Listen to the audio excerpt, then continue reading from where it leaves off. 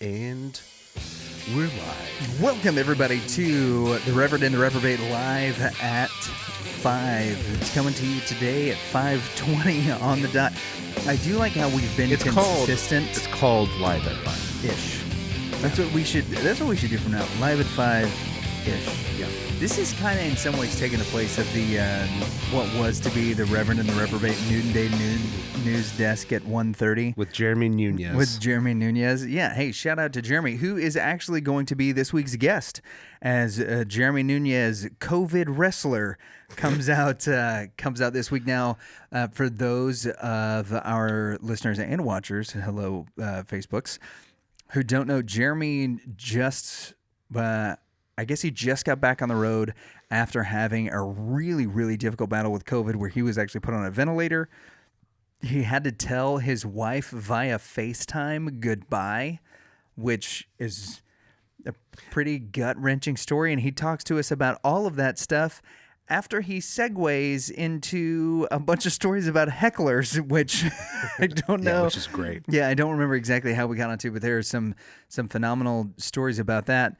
And I kind of wanted to take this as an opportunity to sort of share my own COVID story and say a thank you to all of our fans of the Reverend and Reprobate who have been sending us messages and emails and things over the last couple of, really over the last few weeks that have been praying for my parents. So thank you guys for doing that. Both of my folks came down with COVID, and what they got was the original strand of the virus, and so my dad is still on oxygen. He's at home now, but he's still got to have the O2 machine.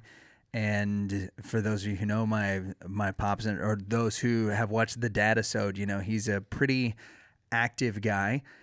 So slowing him down has been a little bit of a difficulty, but he's getting better, and they're thinking hopefully we've only got like another week, maybe 2 of this, but he's run out of the portable oxygen, so now he's like tethered to the wall.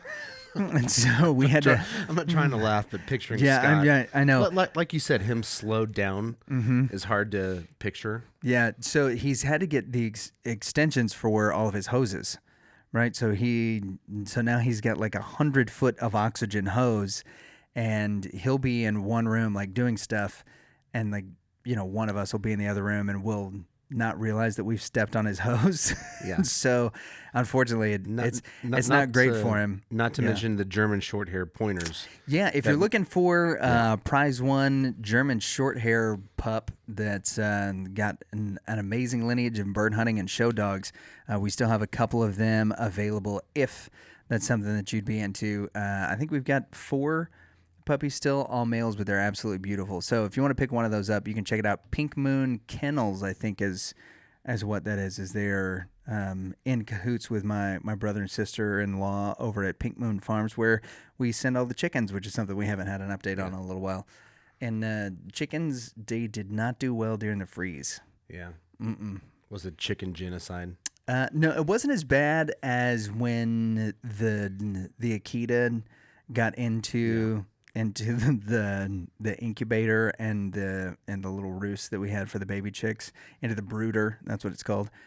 It wasn't quite that bad. We didn't lose 25 in like 3 minutes, as he was just like, oh, it has been a long time since we've gotten a chicken update. Yeah, so I'm glad you're going with it. We lost 3 during the freeze, and what's interesting about it is that we didn't lose any of them to the cold.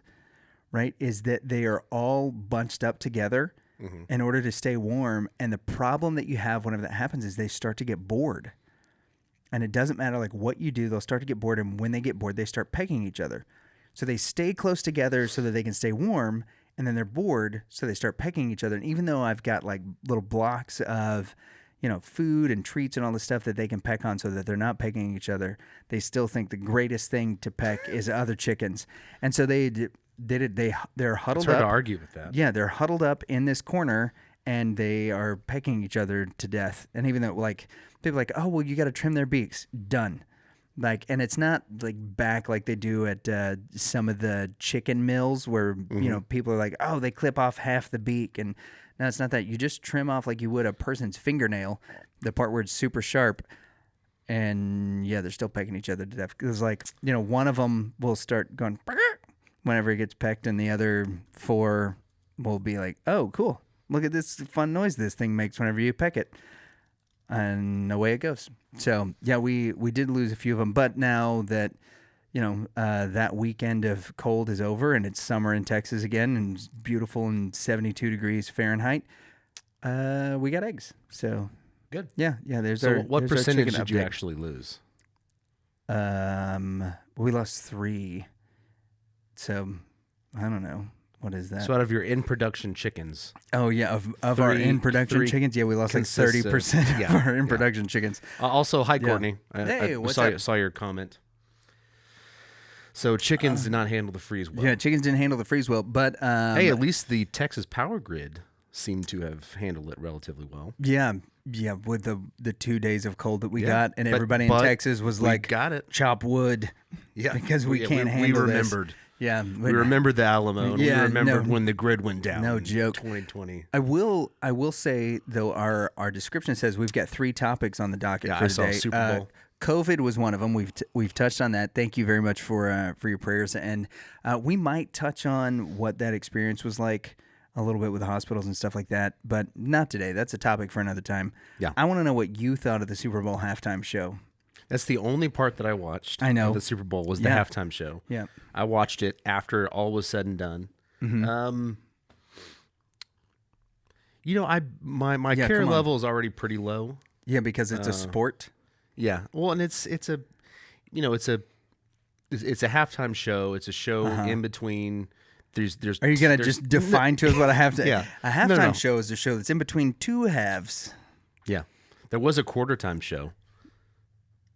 I won't say his name. There's a rapper that did a quarter time show. Yeah. And I thought it was funny that 50 Cent performed after 2 quarters.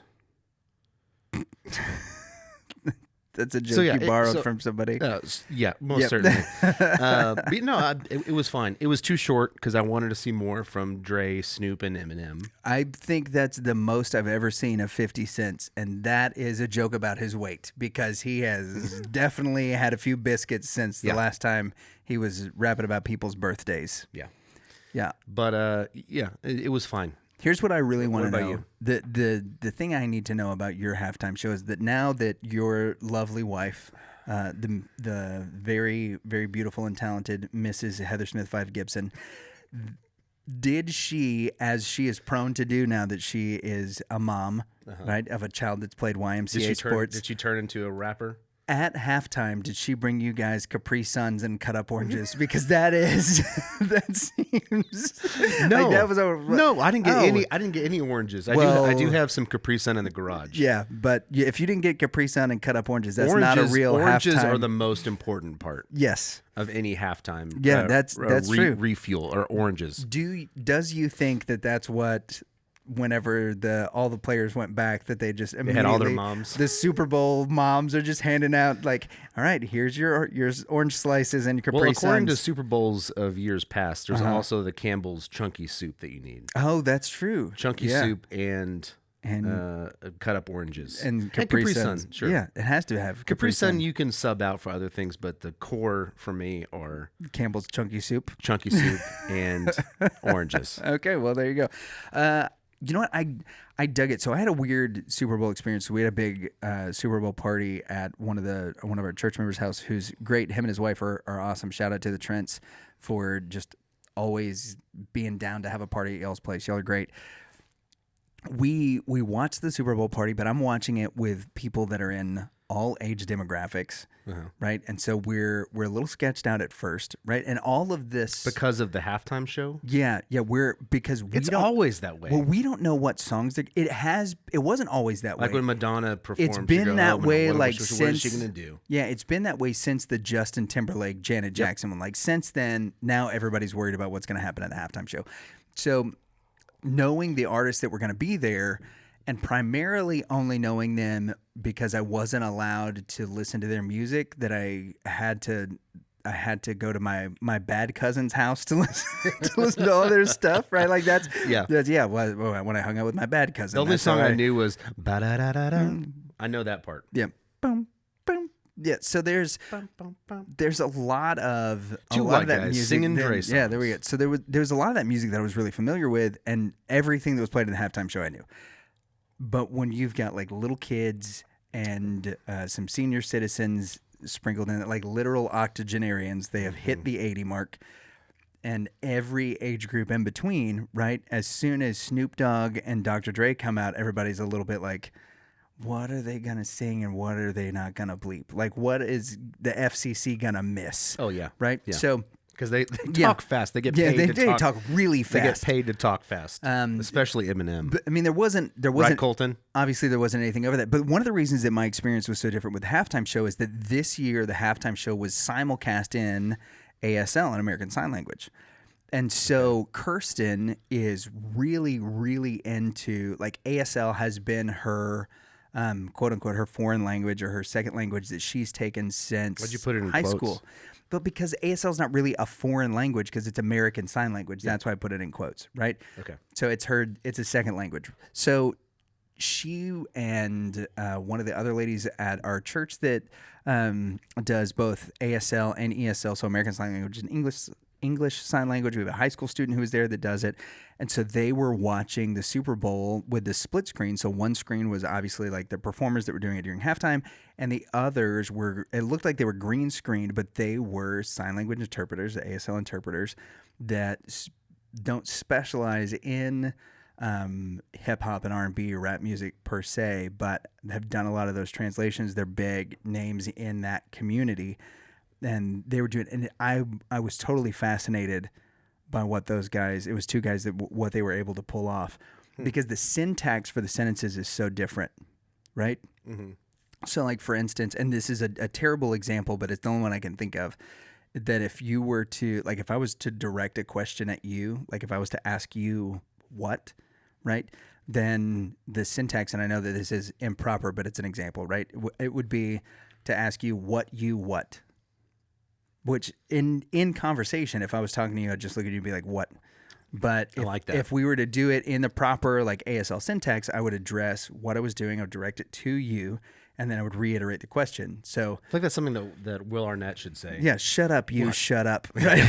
What you what? What you what? And so that's kind of the syntax. And so the way that the sentence structure is and that everything is done is so different than the way that we would say it or sing it or rap it or whatever. And these guys are signing in a syntax that is completely different than what they're rapping along with it.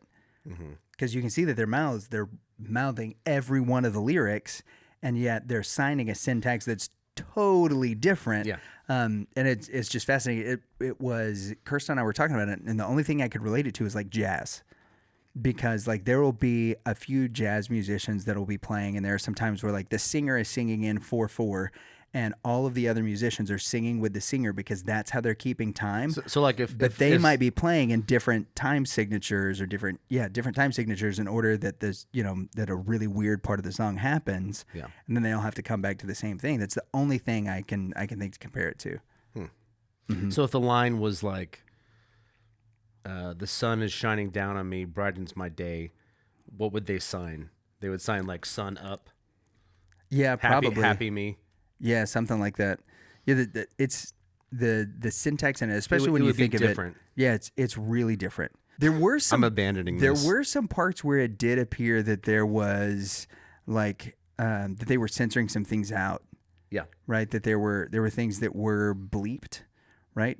And so there was a lot of that stuff that instead of like signing what those words would have been, or that instead of hitting hard some of those things that they would, I guess really they'd put their hands down. They would just kind of dance through some of the parts. Mm-hmm. Right. And so they were wearing attire that looked like it would match with the rest of the people at the halftime show were wearing. So also Eminem kneeling at the end of his set. Mm-hmm. At first I thought it was a creative decision, but then I put two and two together with the kneeling. I wasn't sure if that was, the kneeling with the, over the anthem, if that was just something completely different. What was your take on that? So it is something different. It's part of a creative decision. was not in solidarity as we saw like the anthem kneeling a couple of years ago. Instead, it's something that has to do with the group, the production team that put that music together, and the artists and stuff that did it. It was a way of honoring some of those people that had passed on. Okay. So, yep. Now, moving on from Super Bowl. Yeah, because I don't care. No, nope. And you almost got us canceled if you haven't. So, one of the things that did get talked... It was an innocuous question. That it wasn't. There's no innocuous questions involving that at all. So, one of the things that we talked a little bit about last week in this same time with the wonderfully talented Nathan Jesse from Tatooine Sons was the way that the Book of Boba Fett was going to end. And the predictions. Yep, our predictions sure to go wrong with the Book of Boba Fett. Now, we got close with one thing. We did say that Grogu was going to come back. Now it's about all we got right. So what were your thoughts on the end of the Book of Boba Fett? Well, I thought the twins were going to show back up, the Hutt twins in Cross Attack, which they did not happen. They cowardly ran off back to Hutta? Is it their Nal Hutta? Nal Hutta. Yep. Yeah, it was cool. I mean, spoiler alert for those who haven't seen it. You've had a week, but the Rancor showing back up was a really cool moment. Mm-hmm. Seeing the Rancor trash the droidecas. What was it called? The Scorpion Tech. Yeah. Those were original designs for the droidecas. Yeah, it's concept art for the droidecas. Yeah, very cool. I mean, they were humongous. What were I'm trying to remember what they were called. The rolling ones. That's they were droidecas. Okay, I want to make sure I got the name right. Seeing a building-sized version of that was intimidating. Yeah, there was only two of awesome. them, but it was enough to wipe out their little defense that they had scrambled together. I did love that Boba Fett yells, "We have to do something. They're going to destroy the city," and then he basically comes back with Star Wars King Kong, who starts just demolishing the city like immediately. It's the same thing when Superman and Zod fight, that they destroy Metropolis. I never saw that movie. Yeah, you did. No, I didn't. You never saw The Man of Steel? Okay. No, because I saw Superman Returns, and I was like, ugh. Totally different. And then when Man of Steel came out, I was disinterested. Okay. Yep. Is it worth it to watch? Yeah, I like it. I mean, it's a really old movie at this point, but yeah, it's cool. I thought they did a really good job with it. That's a total non sequitur. I mean, The Outlaw Josie Wales is a really old movie. In the Ten Commandments with... The Producers is a really old movie with Yul Brynner and Charlton Heston. Charlton Heston, yeah. Okay, so you liked... The Rancor. Yeah, you liked that Baby Yoda came back, Grogu, which... I forget what her name is, but the lady that runs the garage. Oh yeah, she's fantastic. She's hilarious. Yeah. Grogu, that's a terrible name. I'm not calling you that. Yeah, she was awesome. We were probably most familiar with her work on Strangers with Candy on Comedy Central. Never saw it. Okay, I've never heard of it. It had to have been from the 90s or something, but it was long running. Strangers with Candy is what it's called. Her name was Candy. Oh, okay. And she's an old lady that goes back to high school. And she's just a mess. It was pretty funny. She was hysterical in the Book of Boba Fett and in The Mandalorian both. Yeah, but she's a seasoned comedian. Yeah, so I did like well suited for that. The interaction she has with like the mayor's consort, where he's like, "Oh, blah blah blah." She's like, "We don't have time for that. Let's go." Where he just like tells her hi. Yeah, I thought that was fun. The Rancor, no doubt, was my favorite part. And I got to talk with the dad of Tatooine Sons. David Jesse about this on their, well, I guess it's not their most recent episode. They got a new one that came out today, but on their episode from last Friday, we did a reaction with them around the galaxy, and Josh from Marvel Let's Play, who was, I'd never met him before. I've heard Around the Galaxy a few times. I've never seen Marvel Let's Play. His stuff is really cool. He gets to do a lot of red carpet stuff with Marvel. He's got a couple of shows that he's on. His stuff is really neat. So it was a pleasure to get to be on the reaction team with those guys. But the Rancor, you and I had a similar reaction, which was different than everybody else's. At first, we didn't want anything to happen to it. Oh yeah, like you stop can't hurt shooting the at Rancor. that baby. Yeah, leave him alone. And then second, I'm convinced it's a girl. I think it's a. Are you?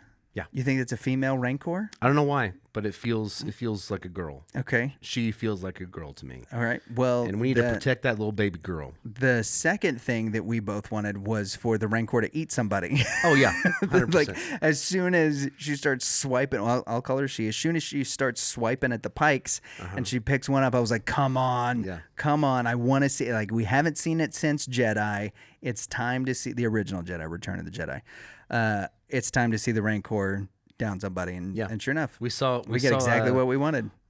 What's the pig alien called? The Gamorrean guard. Gamorrean. That's what I thought. Yeah, that's what I it should is. have gone with it. You should. Yeah, that was the only other one we'd really seen him eat. Yeah, in the original. Yeah, and this time it ate a pike. A pike, yeah. Which was fantastic. I wonder which one they like more. Okay, so I'm curious. Pig or fish? We talked about this on the Pike Aren't Fish people. We talked about this on the reaction show. Is what do you think happens with Boba Fett now? Well, he's successfully kicked out the syndicate. Right. Do you think he stays in Tatooine? Or on Tatooine? Do you think he stays where he's at? Or so is Boba Fett the type of person that is content with? Because he kind of mentions to Fennec, he's like, "This isn't really our thing. This isn't what we do." Yeah. She's like, "Well, then who's going to do it?" Is he content with He's just done now. He's got what he wanted. Or is he the one that always wants to be working on something? I think the latter. I think know what it is. I think we see Cod Vanth, who you see in the back to tank at the end. I think Cod Vanth takes over, right? And that Timothy Olyphant will be a recurring character, that he's going to get some mods, but that he's going to be I hope he doesn't do the dumb things that the mods are doing. Yeah, I hope he doesn't do all of it. Spinning and shooting. I hope he does like the backflips and getting Fennec Vespas. Shand style mods where it's just like something you can cover up, but it helped you to survive, right? Sure. Yeah. So I'd like to see that, but I like think a big eye, like a telescoping eye. Yeah. There's just some dumb. This is just my opinion, but some dumb decisions that went into the mod people specifically. Everything else was pretty I liked cool. it. I liked it because it's different. It's something you're trying to keep your 12-year-old alive. I'm happily an 80-year-old. You're getting close. I'm a curmudgeon. You're getting close. You are starting to sound a lot more like a Star Wars fan and a lot less like somebody that likes Star Wars. I liked it. I just didn't like that. That felt really cheesy. Yeah. But it does kind of hint back to some of George Lucas's American Graffiti stuff. So I dug it for that reason. And then I do see Boba ending up sort of as Nate said, kind of a Nick Fury character, rallying everybody together, that will have some flashbacks to Tatooine. That seems like a good home base for everybody. And I think that's sort of the Mandoverse, that's what they'll use. Nick Fury series where he's barely in it. Yeah, probably. Yeah, I think so. It'll just be like kind of like him connecting everybody, because I do think that is that what the book of Boba Fett is? Could it be characters? Maybe. Is it like his black book? Well, Kathleen Kennedy kind of mentioned that what each of these series is going to be is like basically like a book that you can take off the shelf, right, and then like read a few chapters in it and then put it back, and then it'll be on to the next thing. Which is why they're calling them chapters, is because each thing will kind of intertwine with everything else, but also could be independent on its own, right? And so that's the reason that they took the 2 episodes in order to introduce the Mandalorian to people that maybe didn't watch it, so that you get familiar with his character and all that. But if you do know about him, then you got a little bit of excitement, because that was the best parts of the episode. All that said, I think Boba has basically set up a base on Tatooine that everybody can come back to. I think we'll probably see Ahsoka use it, because I don't think she's going to be part of Luke Skywalker's story anymore. We're going to be really familiar with all this stuff on Tatooine because of the new Obi-Wan Kenobi series that premieres on May the 25th. With Hayden Christensen returning. Yep, he'll be reprising his role as Anakin Skywalker and potentially as Darth Vader. We don't know. I was and am critical of the prequels. I'm excited for his return. Yeah, I am too. And really the fandom has kind of 180'd on him in the past 20 years or so. So I'm excited about that. I'm happy to see that he's kind of found a place again, and I want to see what stuff happens there. I think we're going to see Cad Bane come back in the Kenobi series, because Cad Bane and Kenobi had some epic fights. That would make sense. You also have... That would make sense why they killed him off, because they plan to use him still, just not necessarily in the future timeline. Right, and now we've got, we know how he kind of gets his beginning and introduction into Star Wars, which we see in the Clone Wars series. Now we know how the story ends, and now we got some gaps to fill in the middle, and so it feels very natural, right? And they can do some stuff that is kind of poetic and very foreshadowing, like whenever they're talking about like his future and what he's going after, since we know kind of how Cad Bane's story ends. If this is indeed the end of his story and it's not some tie-in where, you know, he's going to be rescued by the Empire because maybe he was wearing Imperial ranks or not. That's a whole nother kind of rabbit trail to go down. Well, overall, what did you think about the series? I give the series like an 8.5. Okay. Because what will bump it up for me is how they use it. Because if they use it as this point of connection, then I think it'll be awesome. Because like Black Chrysanthemum or Black Chrysanter, his scar that he has, he gets from, and within the comic books, he gets from a fight with Obi-Wan.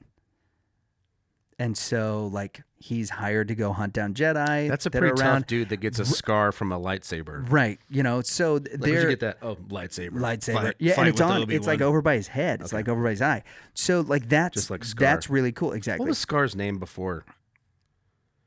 From The Lion King. Before it was Scar? Before he got the scar. Was he always called Scar? I don't know. Go ahead. Okay, so 8.5 So anyway, stars. yeah, 8.5. 8.5 is what I give it. 8.5 Grogu's strutting like a fancy gentleman in order to put a Rancor to sleep. That's how I'm going to grade it. What about you? I'm probably a 7. Yeah? I was really excited. I loved The Mandalorian. Uh-huh. I was really excited when they introduced Boba Fett. And this whole series didn't really get me, you know, I never got to that high of the peak of excitement when Boba Fett showed back up and helped the Mandalorian and saved Grogu. The Rancor was really cool. Seeing the Hutt twins was really cool. Mm-hmm. I liked that. They were intimidating when they came around the corner and they're being lifted by a dozen whatever they are, slaves or servants, whatever. Yeah. That's intimidating. That felt like a return on the to giant me. litter. Yeah, that felt like a return to me to the correct Hutts instead of a cartoonish, you know, a dumb guy like he ended up George Lucas ended up redoing. And I'm not talking about the series. Right. Your retconning of the Hutts has everything to do with his decision to put him into Episode 4 and have Han Solo walk on his tail. And Episode 1, where they're at the speed races. Yeah, at the pod races. Yeah, they didn't feel intimidating. They felt like somebody that I could slip around a corner just fine. Whereas I would avoid Jabba at all costs. Right. Yeah. So that makes sense. That's my qualifying of if they felt scary to me, which is what you should feel. So there was a lot of good stuff. The highlights for me were the Mandalorian showing back up, and Luke was really cool. Yeah. It didn't have anything to do with Boba Fett. So yeah. 7 out of 10. Okay. But I'm still in. I'm in for season 2. All right. Well, there you go. We got Super Bowl. We got Boba Fett. We got COVID. We got Pretty Baby Rancor. Anything else? No. I don't know. You put me on the spot here. Yeah, well, hey, thanks for watching the Reverend and the Reprobate live at 5. Remember, this week we've got Jeremy Nunes, COVID wrestler, to talk about his experience coming back from COVID and now getting back on the road, as well as some really incredible stories about some hecklers. Thank you guys for being patient with us the last couple of weeks. As I said, my parents have been battling COVID, and they've stayed with Kirsten and I, so that has affected our release schedule just a little bit. So thank you all for your patience, and as always, have good, get give, and we'll see you soon. Slap the like button. It must be stopped. Are we done?